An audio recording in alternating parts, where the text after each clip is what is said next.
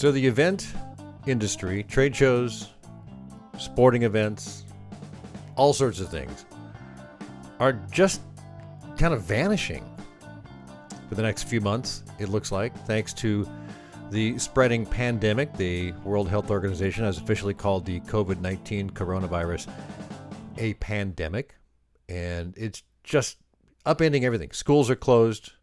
Things are not happening. Businesses are closed.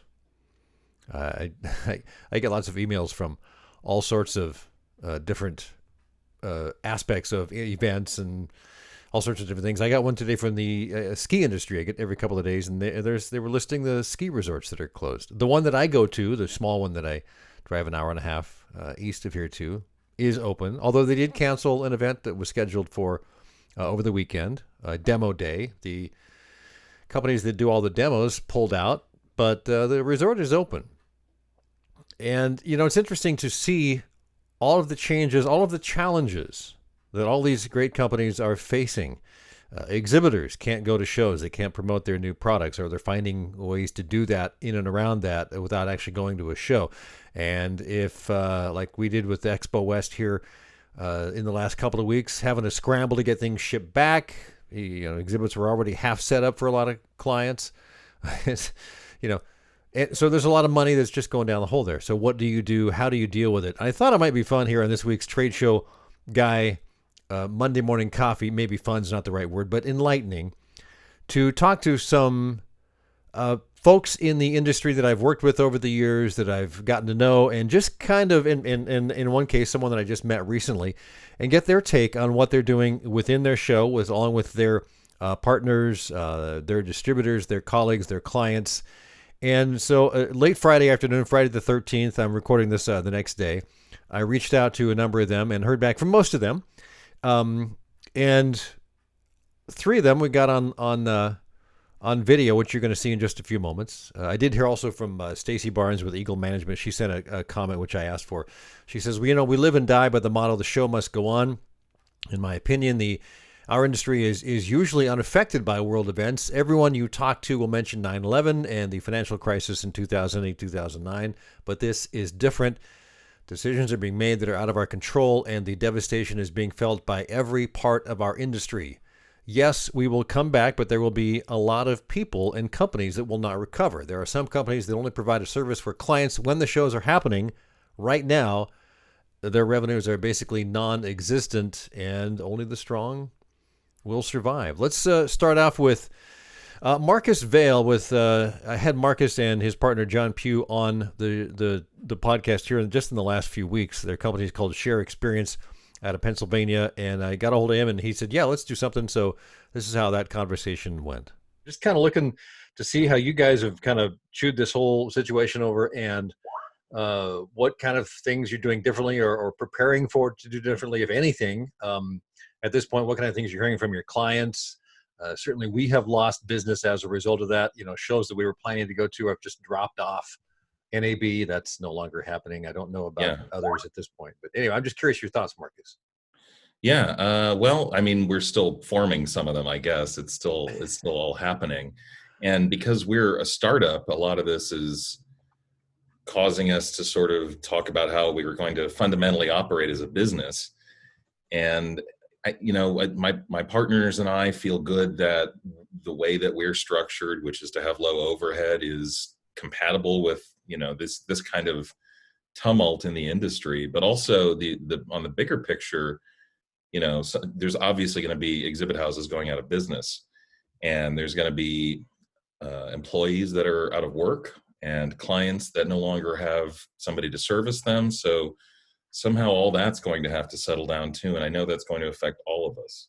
Yeah. And I know that I think in the article that you sent me a link to here a short time ago, you mentioned, I think you personally, I don't know if you wrote the article, if it was John, mentioned that you came into the industry between 9/11 and the Great Recession of 2008. And I'm hearing that from a couple of people. I just heard from someone who made that same comment, and they sent me an email, basically a statement or a comment, kind of informal. But they said, this is different because we don't know what's going on. We don't know how this will unfold. There's no way to really plan for it. You just kind of got to go day by day because there's something new every day that is out there. I mean, 3 days Yeah, ago, we had no NBA season canceled, and now that's gone, and Major League yeah. Baseball has been pushed back, and NCAA tournaments are gone. Certainly, it's affecting the larger world in places that we just haven't quite figured out yet. Yeah, well, I mean, it's the economic impact is only beginning to happen, but the human impact is obviously more important, and we're still dealing with that component of as well. I mean, where 9/11 that sort of ended at a certain point, and 2008 there was just economic downturn, but this has these societal implications and these humanity implications.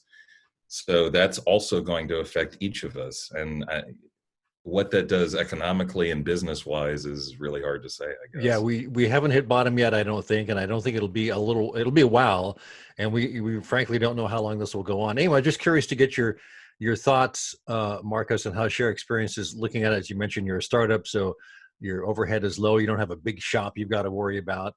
I know that in the recession, some of the bigger shops that we worked here in the Portland area were competing against. They didn't make it because they had so much overhead that they just couldn't do it, and they got absorbed or whatever. So, any Yeah. last thoughts would be great to hear, Marcus. Yeah, sure. I mean, it's definitely going to change not just the our industry and how we operate in our businesses within our industry, but our clients are going to be greatly impacted by it. And then how do we change face-to-face marketing to deal with people who can't be face-to-face? And Yeah.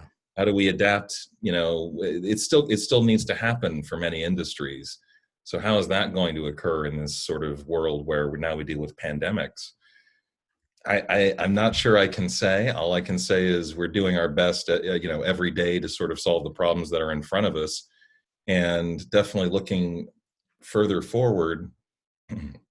We know that we're going to have to change as service providers. Yeah. So And I talked to a client yesterday who I said, "Are you planning to go to the show that you've got in May?" And it hadn't been canceled. She says, "We are acting as if, yes." And so until things that's change, you kind of have to act as if, yeah. That's kind yeah, of how and I that'll thought that was a that'll great way change to by look at the it. hour. Yeah, Yeah. it does change. Marcus, I appreciate you spending some time and sharing your thoughts here on Trade Show Guy Monday Morning Coffee. Really appreciate Thanks, it. Tim. All right. Thanks again to Marcus Vahle of Share Experience. And again, I had them on the show here in a not too distant past. Great to hear his comments on how they're dealing with the upending of the event industry. I also got to talk to Kevin Carty, who is the executive vice president at Classic Exhibits. Classic Exhibits has been kind of my main go-to exhibit builder, fabricator for probably 90% of the work that I've done for clients over the last 8 years certainly of this company. TradeshowGuy Exhibits. And Kevin, he has a interesting outlook in that they've perspective, I guess, because they have hundreds of distributors they have to deal with, along with some partners that build for them and they work with. And so they have to take kind of the long view. And we talked about that in this conversation, where he's looking at a couple of months down the line and then a few months after that, what to do and just how to roll with it. Kevin, thanks for joining me here. I know this, we're kind of in the midst of unprecedented territory with the whole coronavirus and the COVID-19 thing. I know it's affecting the events industry a lot. I thought it might be interesting to talk to some people that are sort of on the front lines, kind of like we are, you are. Classic Exhibits obviously has a lot of business on the line with something like this. So how are you guys working your way through it at this point? Well, it's been interesting. At first, this didn't necessarily affect us when it first came up because we had built for so many of these events. But I'd have to say it kind of started with Natural Products West when a lot of the exhibits that were there were being turned around and/or were partway through setup, and then show was being canceled, and then happened with HIMSS and it's happened with other shows. And so it didn't financially necessarily affect us right out of the gates. But now here, just in the last about 2 weeks, we're noticing, projects dropping off, and as you know, we're not a direct sales entity, Right. so it's mainly our distributor partners that have been affected the most here in the onset. But now we're having to plan for it because people are pulling out or have pulled out of events. As we know, our own industry event was canceled just today. So it is unprecedented is a great way of describing it. I've been telling folks internally to prepare for kind of what we're used to seeing in a June and July time span when we typically see manufacturing drop off, to just be prepared for that, because it's probably going to be more of an April to I don't know how long at this point. But Are I you wish hearing I had from a, your I wish I had an distributors? I'm answer, just but curious what your distributors are telling you about how they're being affected. It may be the same story from all of them. It may be that some have a lot more business in the pipeline. I'm just curious if you're hearing any specifics about what they're doing to deal with it. the most common thing I've heard is it's just business is just cutting off. So, and then how do we deal with that? As shows maybe come back online or are getting rescheduled. Some of the mid-size and small-size shows have already chosen new dates. That's been a bit of a positive, and that at least puts something down out there that they can look towards. But um, I'll be honest with you. We've had some of our largest distributor partners who have, I mean, they've made cuts right away Wow. because they had a big chunk of their pipeline tied to, for example, HIMSS clients. And when they pulled out of that event, there's a belief that they're probably not going to participate in a lot of other events, at least here in the next 3, 4, 5 months. And so it's had a negative effect there. What for us, again, uniquely positioned the way we are, we're I keep using this term. It's about having a conversation, because we're definitely all in this together. So Yeah. end user, distributor partner, and ourselves as a manufacturer, and finding ways to lessen the impact on the end user, lessen the impact on our distributor partner, and then we also have to try to manage the impact on us for exhibits that are maybe already in the pipeline process of being built. It's interesting. I mean, you guys do very specific stuff. You do custom and you do the kits as far as building and manufacturing. But I've spoken with a colleague that I've had on this show before who does presentations at shows, and so that's kind of his aim. He's been doing it for over 20 years. Very good at it. But he's immediately, in fact, he called me. We talked a couple of days ago, and he said, "My putting a business together, a plan together on what to do since I can't go to shows now."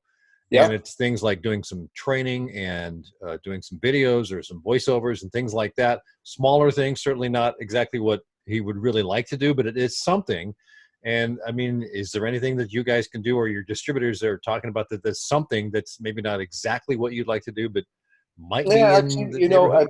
I've heard a couple unique opportunities of making lemonade out of lemons, which is some exhibits that were already built or were almost done being built, and folks are saying, let's go ahead and finish them.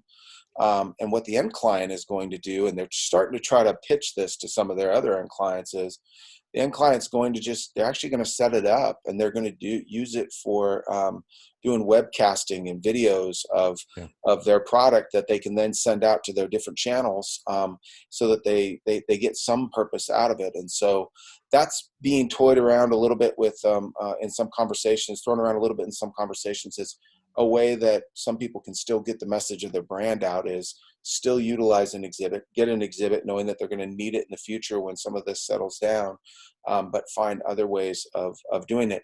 I can tell you internally, and again, it's a little different, but internally in our own business, we're actively talking about, our outside sales reps or myself.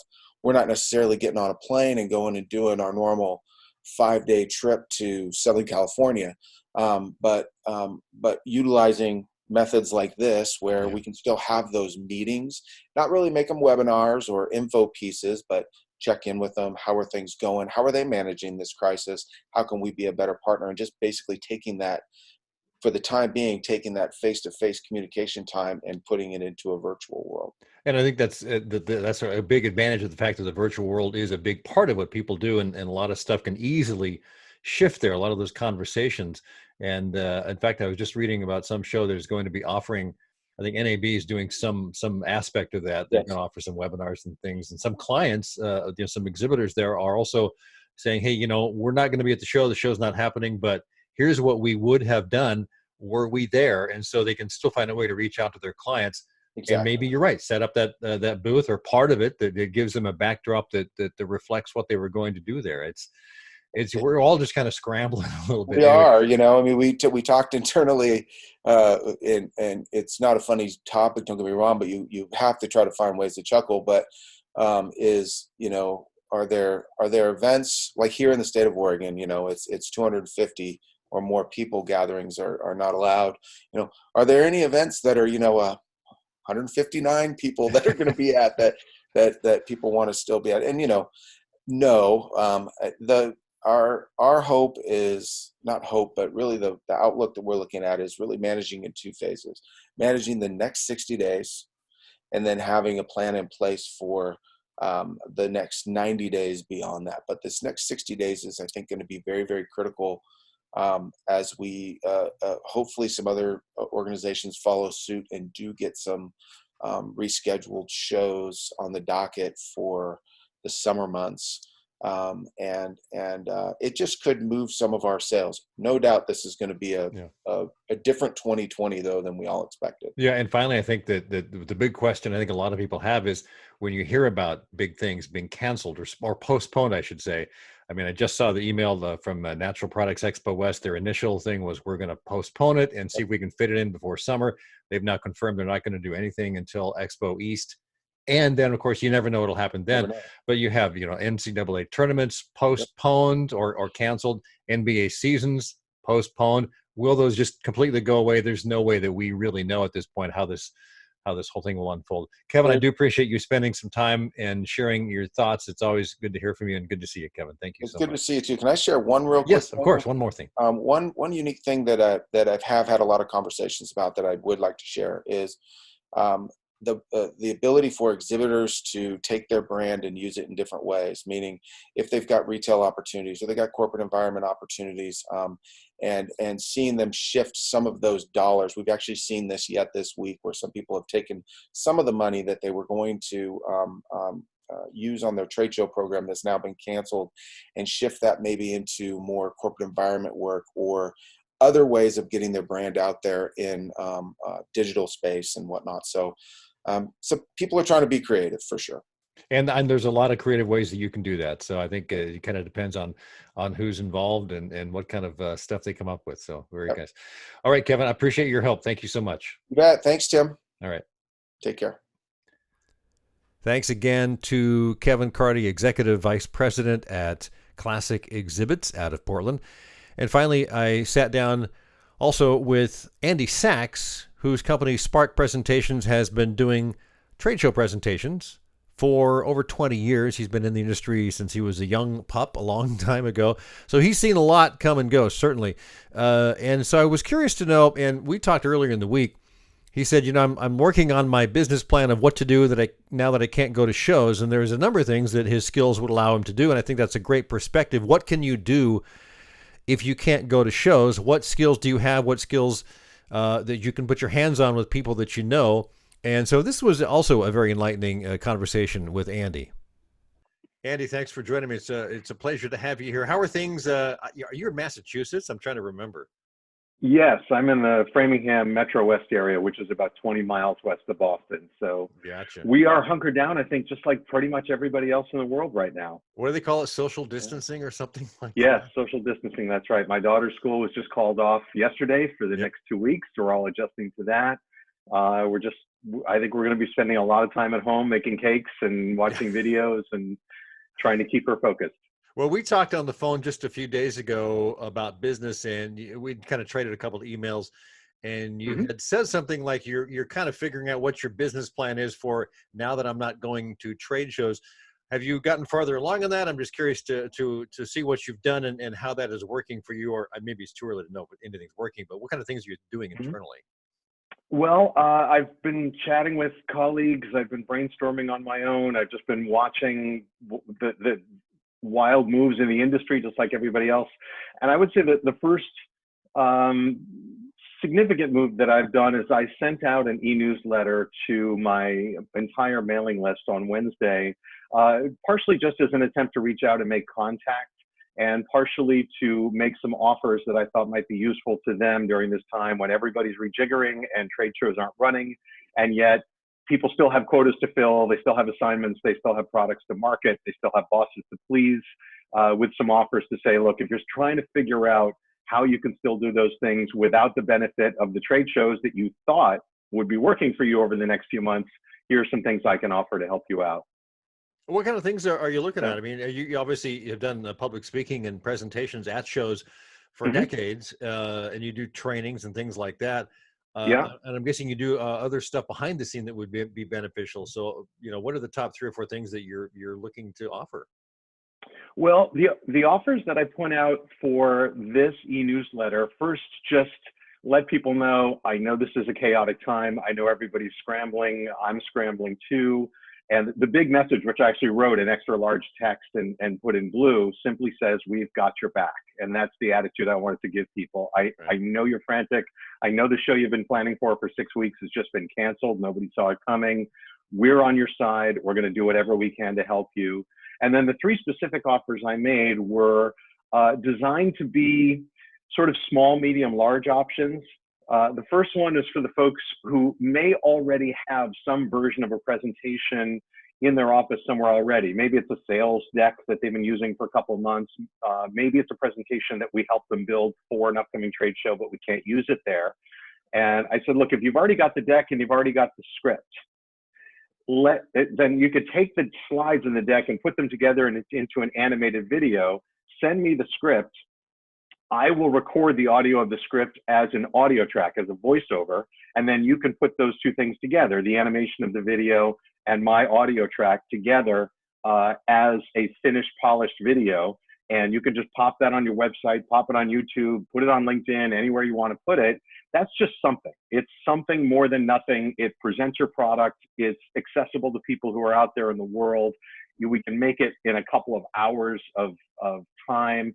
It costs you little to nothing. And then as a goodwill gesture, I said that the first 3 scripts that come to me, I will do those voiceovers for no charge. I'll waive my fee for those.